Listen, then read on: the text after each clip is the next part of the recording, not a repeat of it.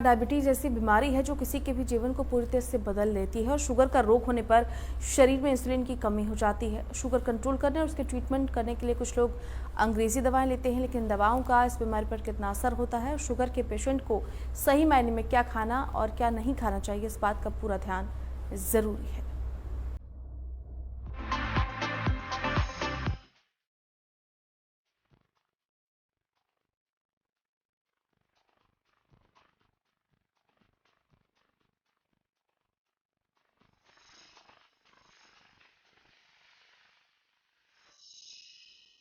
Hello, नमस्ते, सत श्री अकाल। कैसे हैं आप सब? उम्मीद करते हैं आप सेफ होंगे, सुरक्षित होंगे। मैं हूं डाइटिशियन शिवा।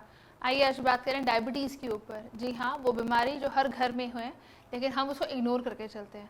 हमें लगता है कि इंसुलिन लगा लिया तो बहुत अच्छा है, हमें लगता है दवाई खा ली तो उससे भी अच्छा है, तो हम इन्हीं चीज़ों को खाते रहते हैं और बॉडी को प्रोफाइल पे है जो डैमेज ले जाते हैं। आइए इस चीज़ को समझें, क्या डायबिटिक पेशेंट्स खा सकते हैं, क्या नहीं खा सकते। मेरे पास आमतौर पे क्वेश्चंस एक आते हैं जो हर पेशेंट है जो पूछता है, क्या शक्कर अलाउड है, क्या चीनी अलाउड है, क्या गुड़ अलाउड है। चीनी वाली चाय पीऊँगा या कम चीनी वाली तो शायद तो नुकसान नहीं करेगी, या शक्कर वाली चाय तो हम दिन में 6 से 7 बारी भी पी सकते हैं। इस चीज़ को समझिए कि जितना आप अलग अलग सब्जियां खा रहे हैं वो भी बॉडी पे प्रोफाइल पे डैमेज करती है, और जितना ही बारी बारी आप कैफीन का इंटेक बॉडी को देते हैं वो भी बॉडी को डैमेज है जो करती है। इस चीज़ को समझने की ज़रूरत है कि लेट्स टेक इट, आप जो कुछ खा रहे हैं, अगर आपने शक्कर की मात्रा ज़्यादा की हुई है तो डायबिटिक पेशेंट को शक्कर अलाउड है, पर 1 to 2 स्पून्स। इसका मतलब ये नहीं कि आप 6 से 7 चम्मच है जो शक्कर के ले जाएंगे। क्यों? क्योंकि शक्कर तो बॉडी को बेनिफिट है जो देके जाती है। आपकी कोई भी बीमारी आपकी चीज़ के साथ डैमेज जोन के साथ है जो चलती है। लेट्स टेक इट, आपने शक्कर ज़्यादा ले ली तो वो भी आपकी बॉडी का प्रोफाइल रेशो चेंज कर जाएगी। अभी इसको समझने की ज़रूरत है कि लोग फास्टिंग टेस्ट करवाते हैं कि आज हमने फास्टिंग चेक कर ली, मेरी फास्टिंग बहुत बड़ी हुई आई थी, या खाना खाने के बाद पीपी शुगर है जो चेक की वो भी बहुत ज़्यादा बड़ी हुई आई थी।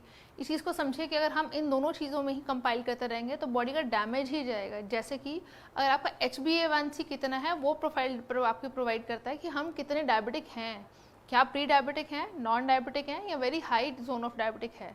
जो भी अगर आपका HbA1c 6.2 6.7, फिर हम कंपैरेटिव रिवर्सल के लिए ले सकते हैं, 8 तक भी रिवर्सल के लिए ले सकते हैं। लेकिन जो लोग बिल्कुल ही 8 अबव HbA1c पे चल रहे हैं, उस टाइम पे आप ये सोचें कि मैं आप कुछ भी खा सकता हूँ, दैट इज़ नॉट अलाउड।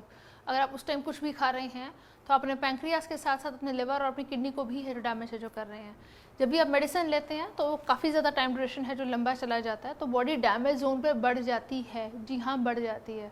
अगर हम पैरासीटामोल भी ज़्यादा देर के लिए ले रहे होते हैं उसका भी किडनी में इफेक्ट है जो आता है। तो आप इस चीज़ को समझने की ज़रूरत है कि क्या अगर उसका ही इफेक्ट चलता रहेगा तो बाकी इफेक्ट का क्या रहेगा। जैसे कि मेटफॉर्मिन, कोई भी अगर सॉल्ट आप ले रहे हैं उसका किडनी पे भी इफेक्ट आएगा, उसका पैंक्रियास पे भी इफेक्ट आएगा। जी हाँ, शुगर ज़रूर लो हो जाएगी। तो एक्सेसिव डोसेज लेना बहुत ज़्यादा अच्छी चीज़ नहीं है अनटिल अनकंट्रोल्ड वन। अपने लाइफस्टाइल मॉडिफिकेशंस के साथ, अपने डाइट मॉडिफिकेशन के साथ चीज़ों को काउंटर किया जा सकता है। जैसे कि अगर हम लोग ये बोलते हैं कि मैं डायबिटिक पेशेंट हूँ लेकिन मेरे को तो सैर करने का टाइम नहीं है, तो शायद आप अपने आप के लिए ही खुद से गड्ढा है जो खोद रहे हैं कि हाँ मैं तो यार बीमार होकर ही ठीक हो जाऊँगा। ऐसा नहीं होता। जितनी चीज़ों को आप प्रोफाइल को चेंज कर रहे हैं बॉडी डैमेज पे है जो जाएगी। जैसे कि अगर आपने सैर नहीं की तो जी हाँ, आपको नर्वस ब्रेकडाउन है जो आने शुरू हो जाते हैं, क्योंकि पैनिक अटैक्स बहुत ज़्यादा आने शुरू हो जाते हैं। जब हमें एक नॉर्मल इंसान को मौत दिखती है तो हम सब उसके लिए बहुत तेज़ तेज़ भागने लग जाते हैं कि अब मुझे सब कुछ करवा लो, मैं सब कुछ करने को तैयार हूँ, मैं खाना छोड़ सकता हूँ, मैं सैर कर लूँगा। तो वहाँ तक जाना ही क्यों है, उसको पहले ही हम काउंटर क्यों नहीं कर सकते। तो अगर आप 18 से 25 मिनट की वॉक कर पाते हैं डेली, आपको अच्छा रिजल्ट देगा। आप कनक अपनी बंद कीजिए, उससे ज़्यादा अच्छा रिजल्ट है जो देगा। अपने चावल खाना बिल्कुल बंद कर दीजिए, उससे ज़्यादा अच्छा रिजल्ट देगा। जौ, बाजरा, जवे, इन चीज़ों का सेवन करें। आपका ये नहीं होता है कि हमें, क्योंकि जब तक टक्कर नहीं लगेगी हमें समझ नहीं आएगा। आपकी बॉडी अगर डायबिटिक है तो वो खुद से बहुत फ्रेजाइल है। तो आपके हाइपरटेंशन के इश्यूज अगर डायबिटिक के साथ ऐड हो रहे हैं तो नींबू पानी सिर्फ 3 बूंद नींबू की है जो होनी चाहिए।